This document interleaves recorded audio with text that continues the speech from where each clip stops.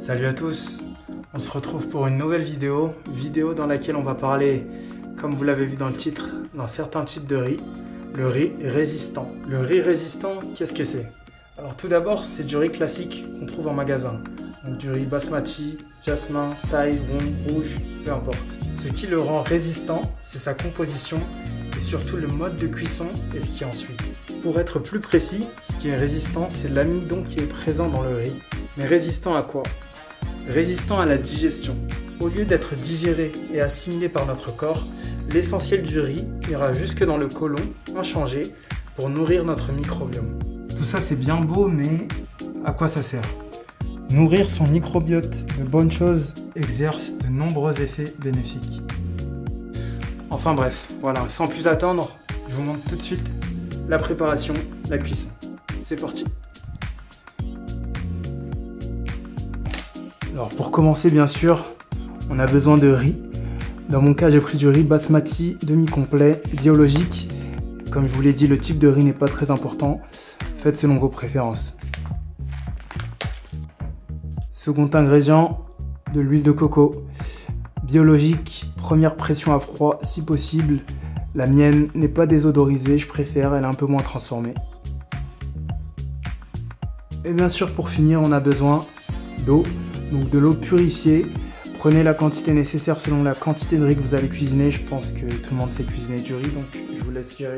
Ok, donc première étape, ça va être de peser son riz, puisqu'il faut savoir quand même la quantité de glucides totale qu'on consomme. Et ça va nous aider à choisir notre volume d'eau pour la cuisson. Donc là, dans mon cas, je vais cuire 100 g de riz cru. Ok. 100, acceptable. Donc maintenant, les 100 g de riz cru, on les lave 2-3 fois dans de l'eau purifiée si possible. Et on se retrouve juste après. J'ai bien nettoyé mon riz, il est dans le cuiseur. Je vais maintenant rajouter la quantité d'eau nécessaire pour le cuire. Je rajoute le volume d'eau nécessaire. Et maintenant, étape très importante, on va rajouter de l'huile de coco. On va rajouter 3% du total du poids du riz qu'on a mis en huile de coco. Donc dans mon cas, j'ai mis 100 g de riz. Donc je vais rajouter 3 g d'huile de coco. Hop, parfait. Dans l'eau du riz. Du coup, dans votre cas, je vous laisse cuire selon les instructions de votre riz, la variété et autres. Moi, je le mets pour 15-20 minutes. C'est parti.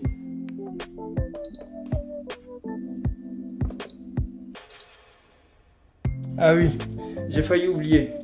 Il faut aussi préparer, en attendant, un récipient, un bocal, si possible en verre. On va éviter le plastique pour des raisons qu'on évoquera un peu plus tard, mais ce sera très important. Pour rendre le riz résistant, il va falloir le stocker au frais. Je vous explique ça juste après la cuisson.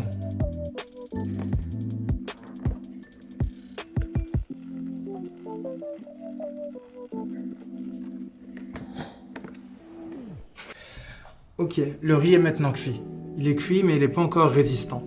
Ce qui va le rendre résistant, c'est le fait de le laisser reposer à froid pendant au moins 12 heures. Par quel moyen? La graisse de coco, pendant la cuisson, a pénétré l'amidon et a changé sa structure pour le rendre résistant à nos enzymes digestives. Donc on va placer le riz dans le récipient en verre et laisser ce processus s'étaler sur les 12 prochaines heures. Et même encore plus longtemps. Moi je peux garder mon riz dans mon frigo pendant 3-4 jours et je le mange petit à petit. Je pèse ma quantité selon mes besoins.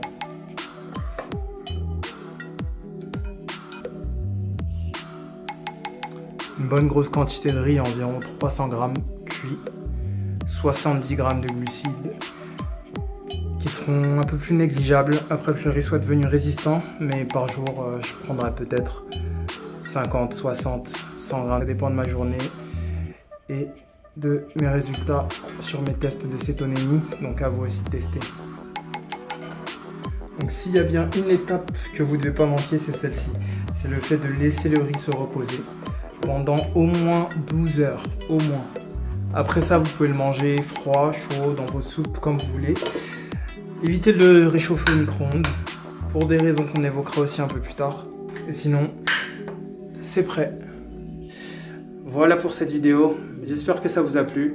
J'ai préféré séparer les différents modes de cuisson, les différents types de glucides, mais bien sûr, il existe plusieurs glucides qu'on peut rendre résistants par des procédés différents. Il y en a qui sont résistants de nature, il y a plusieurs types de résistance de 1 à 4, mais on ira dans les détails un peu plus tard. La prochaine vidéo sera un peu plus approfondie, un peu plus importante, puisque je vous le dis, on attaque une cure de détox d'un certain organe. Je vous laisse deviner. N'oubliez pas d'activer la cloche. Si vous n'êtes pas abonné, abonnez-vous. Vous pouvez aussi me retrouver, n'oubliez pas, sur les réseaux sociaux. Senchai, c'est affiché ici, c'est affiché là, c'est affiché partout. Et on se dit à bientôt.